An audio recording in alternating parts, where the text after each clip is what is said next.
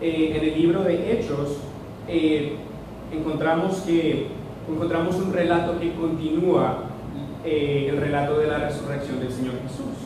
El libro de Hechos fue escrito también por Lucas, un discípulo del Señor Jesús. Quisiera que por favor me acompañaran al libro de Hechos, capítulo 1,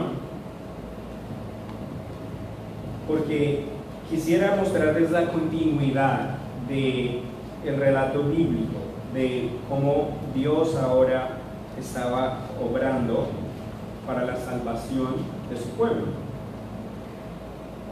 El libro de Hechos, en el capítulo 1, comienza así: Estimado Teófilo, en mi primer tratado hablé acerca de todo lo que Jesús comenzó a hacer y a enseñar hasta el día en que fue recibido en el cielo, después de que por medio del Espíritu Santo les dio mandamientos a los apóstoles que había escogido. Después de su muerte, se les presentó vivo y con muchas pruebas que no admiten duda, se les apareció durante 40 días y les habló acerca del reino de Dios. Mientras estaban juntos, les mandó que no se fueran de Jerusalén, sino que les dijo: esperen la promesa del Padre, la cual ustedes oyeron de mí. Como saben, Juan bautizó con agua, pero dentro de algunos días ustedes serán bautizados con el Espíritu Santo. Entonces los que estaban reunidos con él le preguntaron: Señor, ¿vas a devolverle a Israel el reino en este tiempo? Y él les respondió: no les toca a ustedes saber el tiempo ni el momento que son del dominio del Padre, pero cuando venga sobre ustedes el Espíritu Santo, recibirán poder y serán mis testigos en Jerusalén, en Judea, en Samaria y hasta lo último de la tierra. Después de haber dicho esto, ellos lo vieron elevarse y ser recibido por una nube que lo ocultó de sus ojos. Mientras miraban al cielo y veían como él se alejaba, dos varones vestidos de blanco se pusieron junto a ellos y les dijeron: varones galileos, ¿por qué están mirando al cielo? Este mismo Jesús que ustedes han visto irse al cielo vendrá de la misma manera que lo vieron desaparecer. El Señor Jesús resucitó, se presentó a sus discípulos por 40 días con pruebas que no admitían duda. Él comió con ellos, les mostró las marcas en sus manos, les mostró su costado, les habló del reino que iba a venir, se presentó a más de 500 personas a la misma vez. Cristo vive y Cristo está sobre todas las cosas. El Señor se presentó a sus discípulos y también les anunció que Él no los dejaría solos, ¿verdad? Les había dicho que les enviaría a otro ayudador, a otro consolador como Él, ¿verdad? Al Espíritu Santo. Más adelante, en el capítulo 2 de Hechos, vemos que el Espíritu Santo desciende sobre los apóstoles. En el día de Pentecostés, o 50 días después de la Pascua, de la crucifixión del Señor, descendió el Espíritu Santo y reposó sobre los discípulos como en lenguas de fuego. Y los discípulos, que en ese momento eran 120, comenzaban a predicar la grandeza de Dios y a predicar que Jesús es el Cristo a todas las personas que venían a Jerusalén. A esta fiesta de los judíos venían personas de muchas áreas del mundo antiguo. Venían de Mesopotamia o de lo que hoy en día se conoce como Irak, venían de Asia o de lo que hoy en día se conoce como Turquía para esta fiesta de los judíos. Y escuchaban que en su propia lengua los discípulos predicaban la palabra de Dios y se maravillaban porque ellos no sabían cómo podían hablar en otros idiomas. Venían personas de una región también llamada Ponto, en Asia. Y en esa prédica el apóstol Pedro le dice a los oyentes, a los judíos que estaban allí, que ellos crucificaron al Mesías porque lo entregaron en manos de pecadores. Y cuando ellos escucharon eso, se compungieron de corazón y dijeron: hermanos, ¿qué podemos hacer? Y Pedro les dijo: crean en el Señor Jesucristo y sean bautizados. Y Porque ese día se agregaron a la iglesia como 3,000 personas, porque ellos creyeron en el Señor Jesucristo, creyeron que Él es el Salvador. Después de eso, la iglesia comenzó a crecer, pero no fácilmente. La iglesia sufrió de mucha persecución porque los sacerdotes y los fariseos en ese tiempo se oponían al Evangelio. En el primer siglo la iglesia sufrió mucha persecución. Eran sacados de sus casas, sus propiedades eran saqueadas, y pertenecer al camino, pertenecer a Cristo, era un peligro de muerte. Pero eso sirvió para que a medida que los creyentes se iban esparciendo, ellos llevaran con ellos el mensaje de Dios. Por ello es que Dios obra todas las cosas para bien. En toda situación Dios todo lo hace bien. Con el tiempo vemos que hay un discípulo muy amado en Hechos capítulos 6 y 7 que se llama Esteban.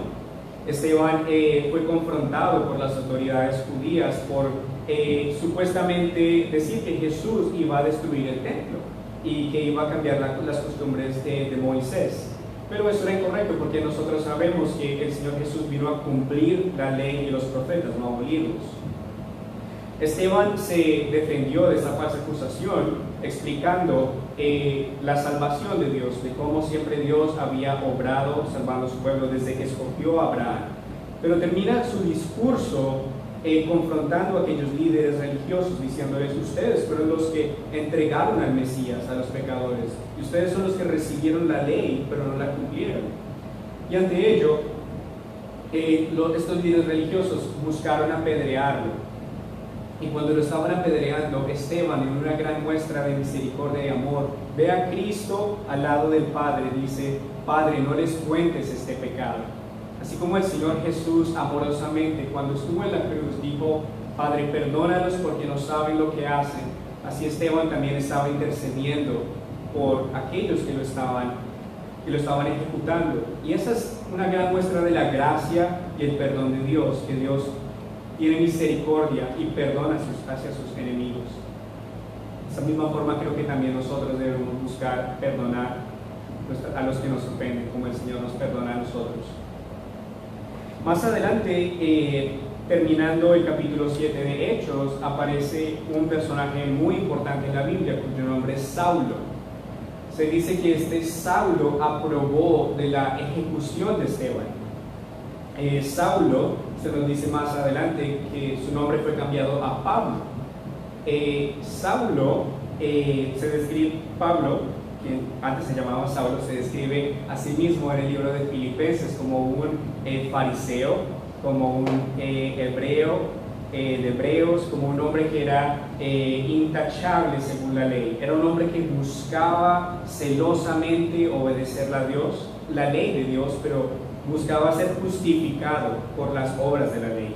Él creía que si cumplía todos esos mandamientos, él podía justificarse delante de Dios.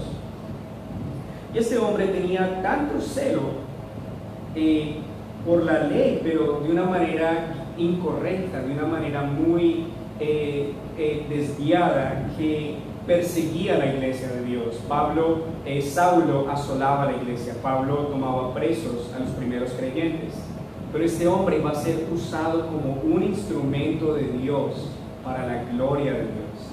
Es una gran muestra de que todos tenemos esperanza, porque el amor y la gracia de Dios están disponibles a todo aquel que recibe el don de la gracia y el amor de Dios. Quiero que por favor vayamos al libro de Hechos capítulo 9, porque este personaje, Saulo de Tarso, es una persona importante en la historia de la salvación, una persona que Dios utilizó. Hechos capítulo 9, versículo 1, vamos a leer hasta el versículo 22. Saulo aún lanzaba amenazas de muerte contra los discípulos del Señor cuando fue a ver al sumo sacerdote. Allí le pidió cartas para las sinagogas de Damasco, para que en caso de hallar a hombres o mujeres de este camino, los pudiera llevar presos a Jerusalén. Pero sucedió que de pronto en el camino, ya cerca de Damasco, lo rodeó un poderoso haz de luz que venía del cielo, y que lo hizo rodar por tierra, mientras oía una voz que le decía: Saulo, Saulo, ¿por qué me persigues? Y él contestó: ¿Quién eres, Señor? Y la voz le dijo: Yo soy Jesús, a quien tú persigues. Dura cosa te es dar de coces contra el aguijón. Él, temblando de temor, dijo: Señor, ¿qué quieres que yo haga? Y el Señor le dijo: Levántate y entra en la ciudad, allí se te dirá lo que debes hacer. Los acompañantes de Saulo se quedaron atónitos, porque oían la voz pero no veían a nadie. Saulo se levantó, y cuando abrió los ojos ya no podía ver, así que de la mano lo llevaron a Damasco. Allí estuvo 3 días sin poder ver, y tampoco comió ni bebió nada. En Damasco había un discípulo llamado Ananías, que había tenido una visión en la que el Señor lo llamaba por su nombre. Ananías había respondido: Aquí me tienes, Señor. El Señor le dijo: Levántate y ve a la calle llamada Derecha. Allí en la casa de Judas busca a un hombre llamado Saulo, que es de Tarso y está orando. Saulo ha tenido una visión en la que vio que un varón llamado Ananías entraba y le imponía las manos, con lo que le hacía recobrar la vista. Ananías respondió: Pero Señor, he sabido que este hombre ha tratado muy mal a tus santos en Jerusalén. También sé que los principales sacerdotes le han dado autoridad para prender a todos los que invocan tu nombre. Y el Señor le dijo: Ve allá, porque él es para mí un instrumento escogido. Él va a llevar mi nombre a las naciones, a los reyes y a los hijos de Israel. Yo le voy a mostrar todo lo que tiene que sufrir por causa de mi nombre. Ananías fue, y una vez dentro de la casa le impuso las manos y le dijo: Hermano Saulo, el Señor Jesús, que se te apareció en el camino por donde venías, me ha enviado para que recobres la vista y seas lleno del Espíritu Santo. Al momento, de los ojos de Saulo cayó algo que parecían escamas, y éste recibió la vista. Luego que se levantó, fue bautizado, y después de comer recobró las fuerzas, y durante algunos días se quedó con los discípulos que estaban en Damasco. Enseguida Pablo comenzó a predicar en las sinagogas, donde afirmaba que Jesús era el Hijo de Dios. Todos los que lo oían predicar se quedaban atónitos y decían: ¿acaso no es este el que exterminaba en Jerusalén a los que invocaban el nombre de Jesús? ¿No es verdad que vino acá para prenderlos y llevarlos ante los principales sacerdotes? Pero Saulo iba cobrando más fuerza y confundía a los judíos que vivían en Damasco al demostrarles que Jesús era el Cristo. Esta es una hermosa historia de cómo Dios tomó una vida que estaba perdida y le dio una vuelta de 180 grados. De cómo este hombre llamado Saulo estaba persiguiendo a los hijos de Dios, pero en el camino tuvo un encuentro personal con Dios, con el Señor Jesucristo. El Señor Jesucristo se reveló con una gloria, con una luz tan resplandeciente como 1000 soles que dejaron ciego a Pablo. Y el Señor Jesucristo tenía tanto amor y gracias hacia Pablo que no lo juzgó. Saulo estaba persiguiendo a Jesús, pero Jesús decidió salvarlo porque Él es misericordioso, porque Dios es amor, porque Él es bueno. Y Saulo fue llevado a una casa donde más adelante, por medio de un discípulo llamado Ananías, él pudo recobrar la vista. Y fue comisionado por el Señor para llevar el Evangelio a los gentiles, a los no judíos. Paradójicamente, el hebreo de hebreos ahora estaba siendo utilizado para llevar el Evangelio a los no judíos. Una persona muy estudiada y preparada en la ley, ahora Dios la estaba utilizando para llevar la palabra de Dios a los que no la conocían. Entonces, Conocemos en el relato de Hechos que Pablo continúa yendo a diferentes ciudades del antiguo mundo como Filipos, Corintio, para plantar otras iglesias, para predicar la palabra de Dios, para que el evangelio se siga esparciendo como el Señor Jesús decía, que el evangelio se iba a llevar desde Jerusalén hasta Judea, Samaria y hasta los fines de la tierra. Pablo tenía la ambición de llevar el evangelio hasta España. Él en la carta de Romanos le dice a los creyentes en Roma que él quería pasar por Italia en su camino a España, quería llevar el evangelio hasta allá. Y más adelante en el libro en Hechos 18 vemos que Pablo se encuentra con una familia, con un esposo y una esposa cuyo nombre eran Aquila y Priscila, quien iban a Corintio de Roma, y estaban yendo de Corintio a Roma porque en ese tiempo el emperador Claudio expulsó a todos los judíos de Roma por razones políticas. Y en ese tiempo Pablo comenzó a trabajar con Priscila y Aquila haciendo tiendas. Se sabe que más adelante los judíos y los cristianos pudieron regresar a Roma 5 años después. Esto es importante porque Aquila era de la ciudad de Ponto, de donde algunos creyentes habían venido a Jerusalén para escuchar la predicación de Pedro. Posiblemente después de escuchar la palabra de Dios, estos creyentes pasaron a Ponto y a Roma, donde ya había una comunidad cristiana. Se sabe que Pablo no fue a Roma hasta que fue a ser ejecutado. Se conoce más adelante de la vida de Pablo que Pablo muere como un mártir, pero él escribe una carta a los creyentes en Roma. En Roma ya había un grupo de personas que seguían y amaban a Cristo.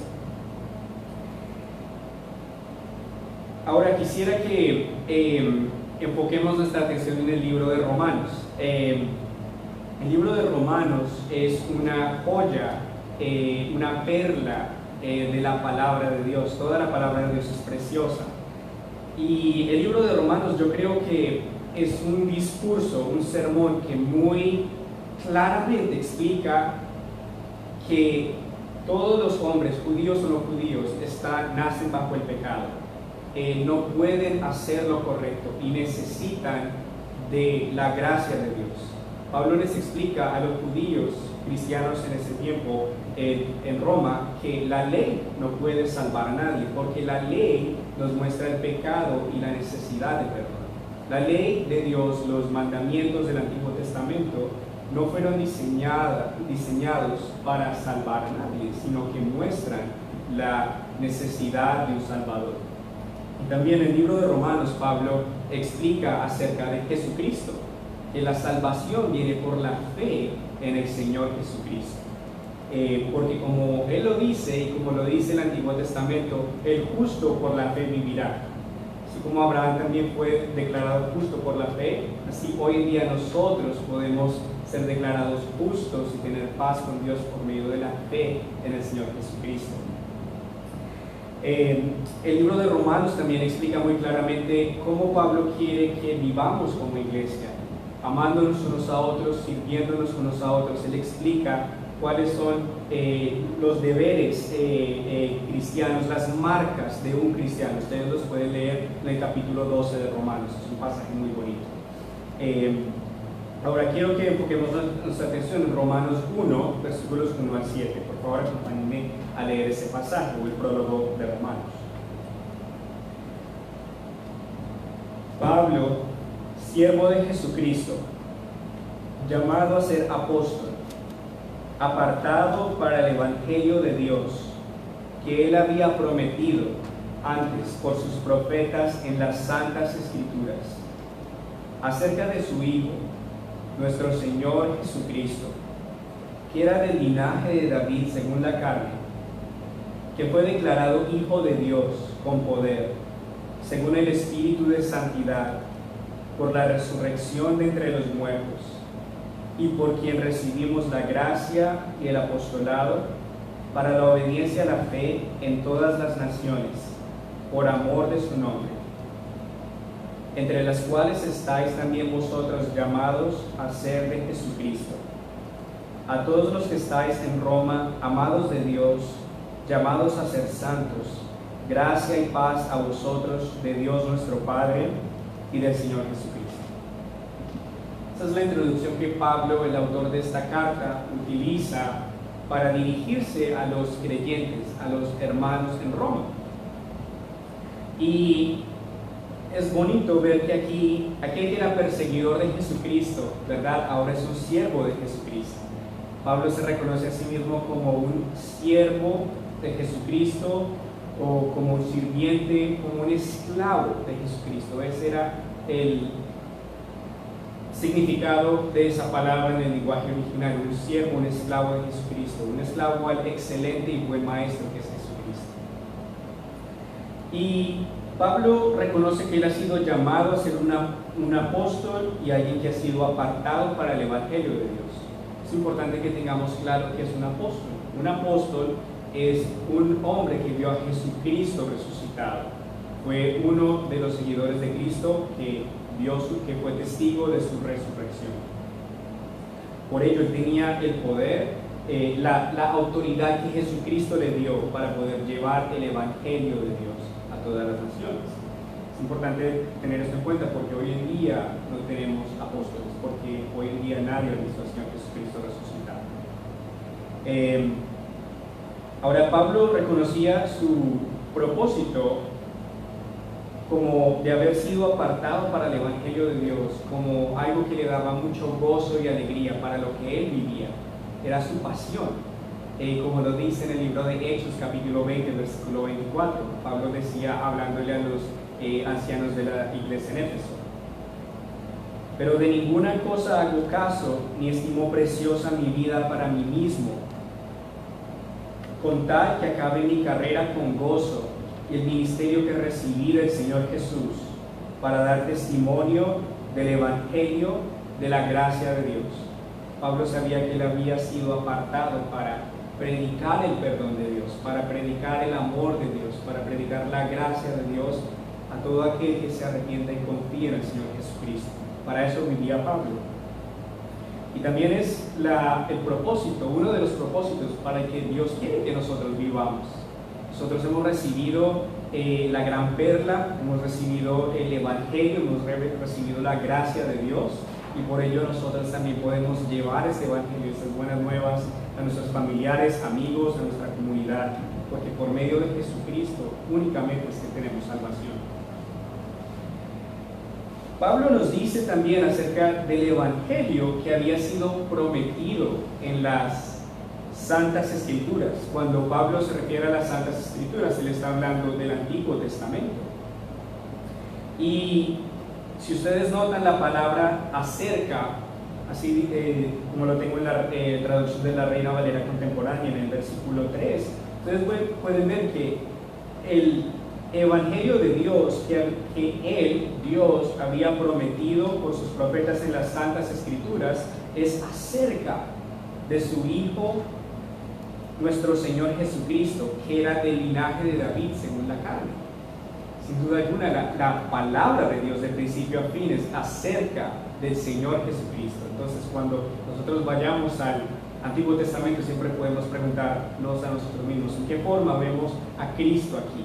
Hay tantas profecías en el Antiguo Testamento que nos tomaría años estudiarlas, pero podemos ver, por ejemplo, que Jesús nació en Belén, donde lo había profetizado Miqueas en el capítulo 5. También vemos que Jesús era un descendiente directo del rey David, como lo dice el texto, que el Señor Jesucristo era del linaje de David.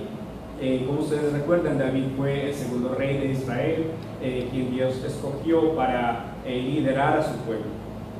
Y también sabemos que David quería construirle un templo a Dios, pero que Dios no se lo permitió, porque Dios tenía el plan de que Salomón, su hijo, construyera el templo para Dios. Y es Dios quien le dice a David que él le va a construir una casa o una descendencia, una dinastía a él. En 2 Samuel 7:12 y 13, Dios le dice a David: Y cuando tus días sean cumplidos y duermas con tus padres, yo levantaré de ti a uno de tu linaje, el cual procederá de tus entrañas, y afirmaré su reino. Él edificará casa a mi nombre, y yo afirmaré para siempre el trono de su reino. Sabemos entonces que el Señor Jesucristo es aquel que vino del linaje de David, porque así lo vemos en el libro de Mateo capítulo 1, en la genealogía del Señor Jesucristo. Él es el descendiente de David que vino a ser el rey de la línea de David, y el rey cuyo trono Dios afirmará para siempre, afirmado para siempre. También sabemos, si vamos a las promesas de las Santas Escrituras, podemos ir hasta el libro de Génesis, en el capítulo 12, cuando Dios le anuncia a Abraham que por medio de él serán benditas todas las familias de la tierra. Todas las familias, judíos y no judíos, todos vamos, por medio de Jesucristo, vamos a ser bendecidos. Gálatas 3:16 nos dice acerca de las promesas de Dios a Abraham. Dice: ahora bien, a Abraham fueron hechas las promesas y a su simiente. No dice y a las simientes como si hablase de muchos, sino como de uno, y a tu simiente, la cual es Cristo. Por medio de la simiente de Abraham, por medio de Jesucristo, Dios iba a traer la salvación y la fe que perdona los pecados, que justifica. Por medio de Jesucristo, quien es el Hijo de Dios y también descendiente de Abraham y también el descendiente de David. Como sabemos, todas las profecías del Antiguo Testamento del Mesías se cumplen a la perfección en el Señor Jesucristo. Y quisiera que hoy pudiéramos contemplar y reconocer que Dios ha sido muy bueno en nuestras vidas, que la salvación Dios la ofrece a todo aquel que pone su fe en Jesucristo. Por miles de años Dios ha obrado para que Jesucristo viniera en el momento correcto, 2000 años atrás, y para que viniera a dar su vida por la nuestra, para que viniera a tomar nuestros pecados en el madero, como leyó Simón. El libro de Gálatas nos dice que Cristo se convirtió en maldición por nuestros pecados, porque colgó en el madero. Todos nuestros pecados en la cruz, Él los tomó en su cuerpo. En su amor y en su misericordia, Cristo nos da su justicia, porque Cristo nunca pecó, Cristo todo lo hizo bien. Por eso Cristo nos da el más glorioso intercambio, nos da la mejor oferta que nos puedan hacer, nos da el mejor regalo, es el regalo de sí mismo. Nos ofrece que Cristo toma nuestros pecados y por su sacrificio en la cruz los paga y los lava con su preciosa sangre, y nos otorga su justicia, nos declara como justos delante del Padre, y así podemos tener comunión con Dios e ir al Padre por medio de Él. Por eso, cuando yo a veces me siento cargado o cansado o con diversos tipos de pruebas, trato de recordar esta gracia de Dios, tanta gracia, tanto amor, de que podemos decir somos bienaventurados porque somos hijos de Dios, porque Dios nos ha perdonado todos nuestros pecados, porque ya no hay condenación para los que estamos en Cristo Jesús, porque si tenemos a Cristo en nuestros corazones tenemos todo, porque Él es más, porque en Él somos más que vencedores. Entonces este Evangelio, el perdón de nuestros pecados, siempre es una razón de alegría. Por ello Pablo podría decirnos: regocíjense en el Señor. Otra vez les digo, regocíjense. Ahora, sabemos que Jesús era del linaje de David, es decir, que Él era Dios y también era hombre. Sabemos que Él tomó la forma de un hombre, de un ser humano. Sabemos que de esa forma Él fue tentado en toda forma como nosotros, pero que Él nunca pecó, y que todas las cosas que nosotros sentimos y vivimos, las cargas que podamos tener, Él también las tuvo. Y en el libro de Romanos, quisiera que por favor me acompañen al capítulo 5, podemos ver una comparación muy buena entre Adán y Jesucristo. el primer hombre, Adán, como ustedes recuerdan, Adán fue el hombre que Dios creó de la tierra. El nombre de Adán significa humanidad.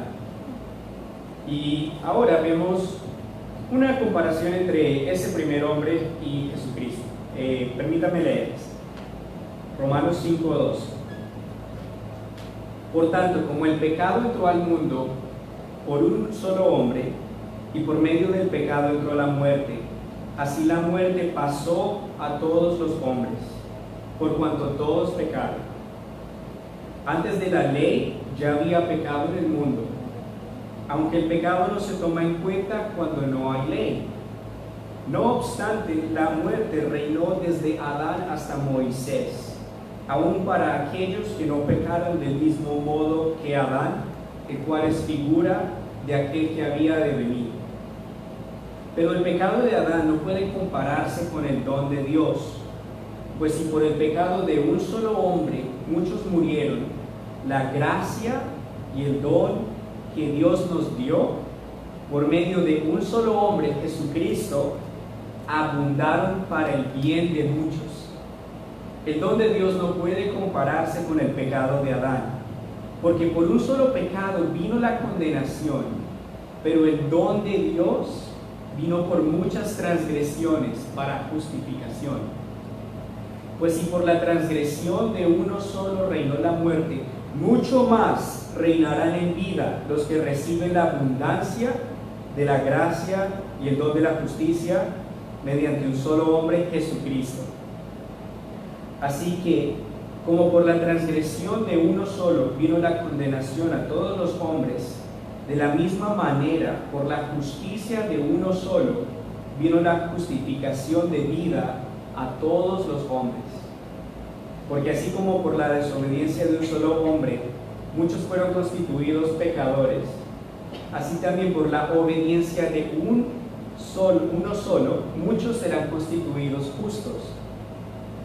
La ley se introdujo para que abundara el pecado, pero cuando el pecado abundó, sobreabundó la gracia, para que así como el pecado reinó para traer muerte, también la gracia reine por la justicia, para darnos vida eterna mediante Jesucristo nuestro Señor. Y vemos que el primer Adán, como decimos en mi país, en Colombia, la embarró. Él metió la pata. Él comió de la manzana, él desobedeció a Dios. Todo estaba bien hasta que ellos actuaron egoístamente e hicieron lo que no tenían que hacer. Y por ese pecado de Adán, todos heredamos una naturaleza dispuesta a hacer lo que no debemos hacer. Sin embargo, por medio de Jesucristo vino la justicia.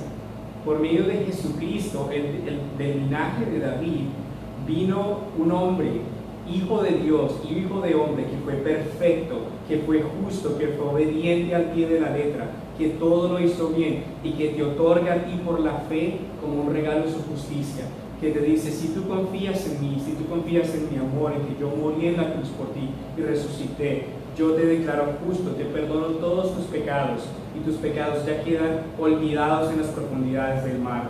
Dios, por medio de Jesucristo, ahora te ve como un amado hijo. Por medio de Jesucristo, Dios te recibe con los brazos abiertos. Dios ya no nos ve como pecadores, sino que nos ve como hijos de Dios, con el amor con el que ve a Cristo, y nos hace coherederos con Cristo. Entonces, por ello, cuando tengamos experiencias buenas, recordemos el amor de Dios. Cuando tengamos experiencias difíciles, recordemos el amor de Dios. Recordemos que somos bienaventurados. Recordemos que cuando luchemos contra el pecado podemos confesar nuestros pecados y arrepentirnos y saber que si confesamos nuestros pecados, Él es fiel y justo de perdonar nuestros pecados y de limpiarnos de toda maldad. Él también nos dice en el Salmo 32, versículo 1 al 2, que bienaventurado es aquel cuya transgresión ha sido perdonada y cubierto su pecado. Bienaventurado el hombre a quien Jehová no culpa de su iniquidad y en cuyo espíritu no hay engaño. Bienaventurado eres, hermano o hermana, si has creído en el Señor Jesucristo, porque eres perdonado y eres hecho un hijo de Dios. Si alguno no ha confesado sus pecados, entregado su vida al Señor Jesucristo, es la mejor oferta que te puedan hacer.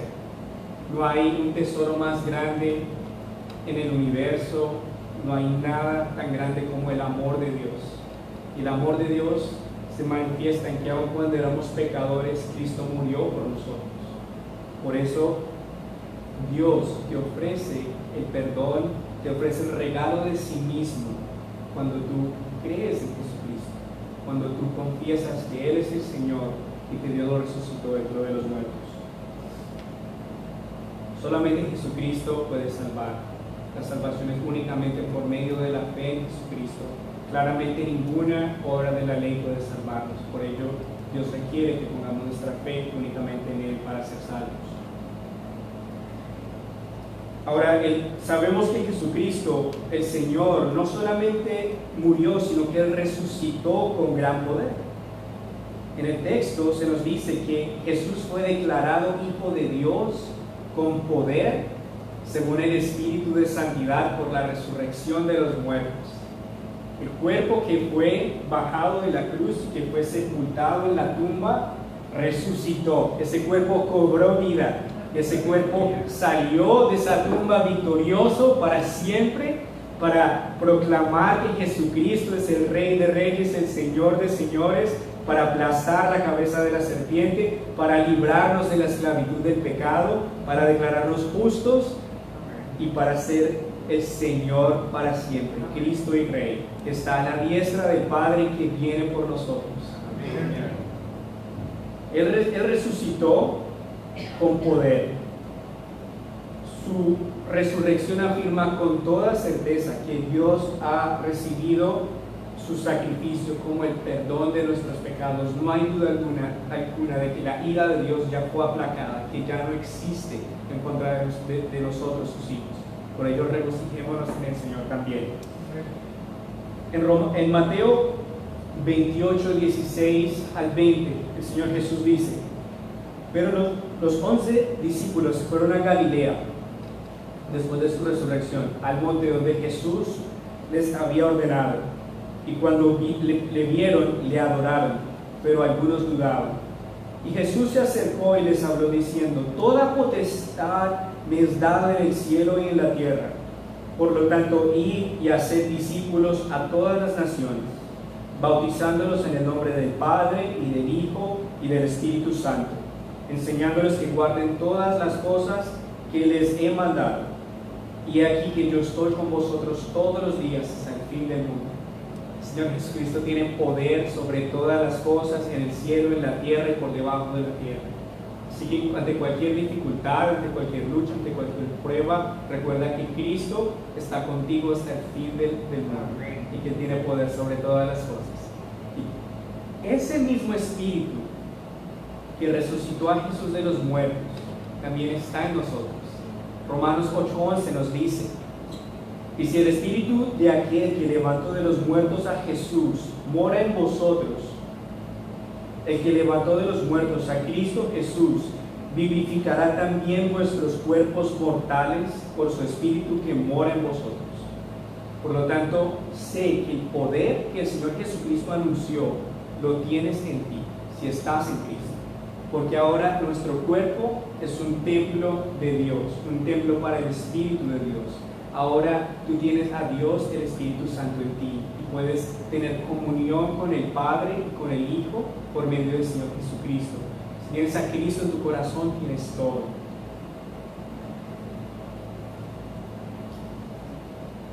Hermanos, vivimos en una época en la que a nuestro alrededor vemos luchas económicas, una sociedad que no se conforma a lo que Dios quiere, líderes que no obran como deberían, y muchas dificultades. Esta es la realidad del mundo en el que vivimos. Pero ante todo esto, en Cristo tenemos una esperanza que va mucho más allá de todo eso. En Cristo tenemos un perfecto Rey un perfecto y justo gobernador que nos guía, nos socorre y nos bendice y promete siempre ser nuestro auxilio. Y quien tiene el control de todo, a pesar de que las cosas sean difíciles, Dios siempre está con nosotros. Él prometió estar con nosotros hasta el fin del mundo. Y Él tiene control y poder sobre todas las cosas. Quiero también recordarnos que Cristo es el mayor tesoro que tenemos, que Cristo es la mayor bendición que tenemos, que Él nos ama y que Él quiere que a diario permanezcamos en Él y Él en nosotros.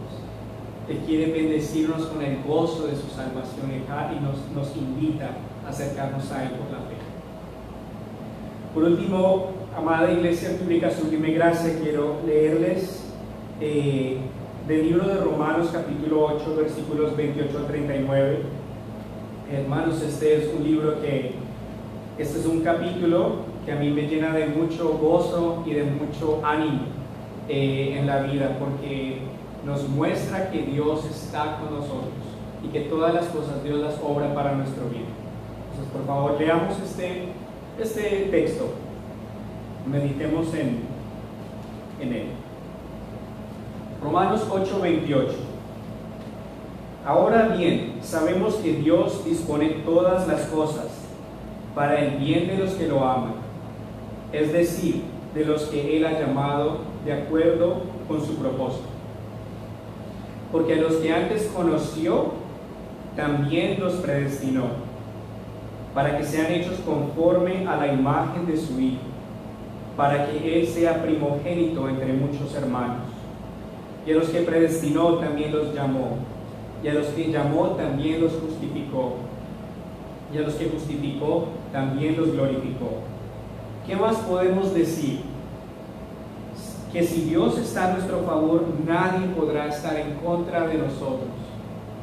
El que no escatimó a su propio Hijo, sino que lo entregó por todos nosotros, ¿cómo no nos dará también con Él todas las cosas?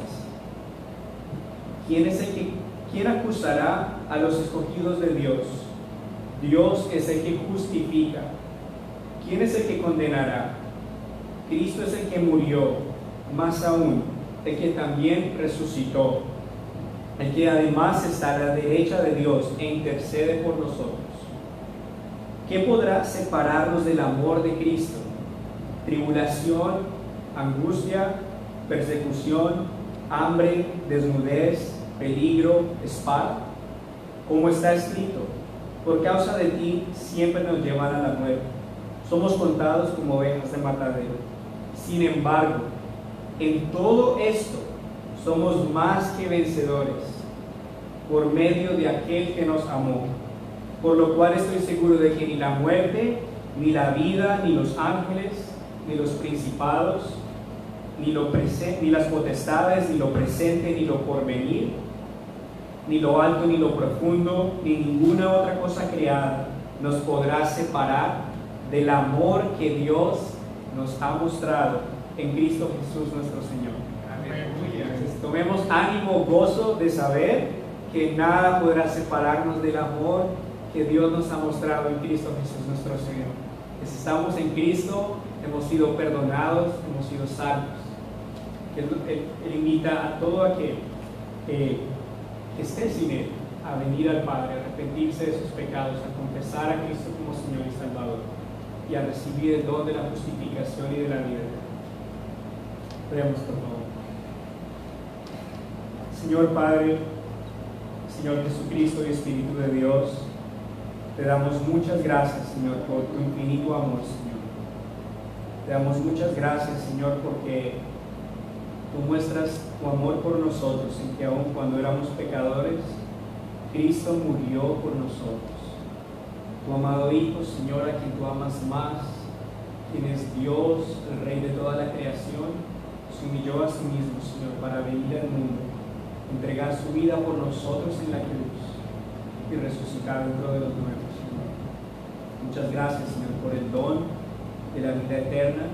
Muchas gracias por el don de conocerte, de amarte y de saber que tú obras todas las cosas para nuestro bien, Señor. Que cada cosa, Señor, el gozo, el sufrimiento, todo es para tu gloria. gloria y para nuestro bien. Te amamos, Padre, te adoramos y encomendamos a ti nuestros espíritus, pidiéndote, Señor, que tú seas quien dirija nuestras vidas, que tú seas quien nos guíe y que tú seas quien sea glorificado y honrado en nosotros. Te amamos, Señor. En el nombre de Jesús, amén. Quisiera, por favor, pedirle a Marisa por favor. Vamos a orar por nuestra hermana Marisa, por su esposo Carlos. Ellos son una gran bendición para nuestra iglesia. Ellos son miembros de la iglesia y son los papás de nuestra amada hermana Maribí, de nuestro amado hermano Alejandro. Y ellos han estado aquí por los últimos 6 meses y van a estar regresando a Venezuela. Entonces queremos despedirlos y queremos orar por ellos para pedirle al Señor que por favor, entonces vamos a orar por ellos.